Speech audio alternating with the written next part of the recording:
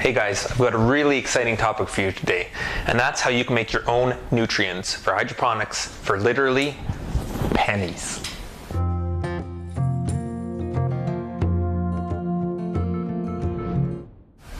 There are literally hundreds of microorganisms and bacteria on a single coin. And we can use that in our hydroponic systems. We can propagate that bacteria and use it to feed our plants. Here's how we're going to do it. Dig in your pockets and find some change. Then you're going to put that change into a little container.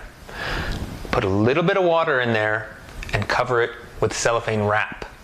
Next, just put it in a dark, warm area and let it propagate for about a week. You'll notice the bacteria starting to grow and reproduce on your change. This is really exciting because that means it's working. Once you've had a good amount of bacteria growing on that change, move that change into a 5-gallon bucket. You're going to add a bit more water this time, probably about 1 or 2 gallons, and throw in an air stone and start to bubble it. Over the next 2 weeks, you'll notice the water become darker in color and start to smell real fresh and earthy. If you're seeing some bubbles, that's a good sign because that means your bacteria is reproducing and it's super healthy.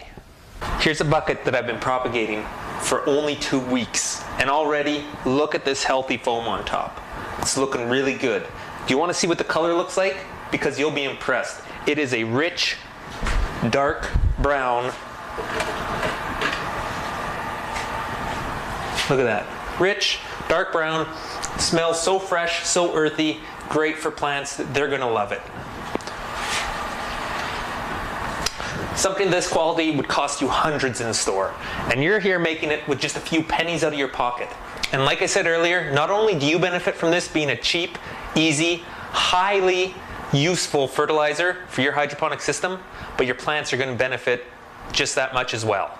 This is one of the easiest methods to make hydroponic nutrients yourself for your garden, the cheapest possible, and I'm happy to share this with you guys. So thanks for tuning in, and we'll see you next time.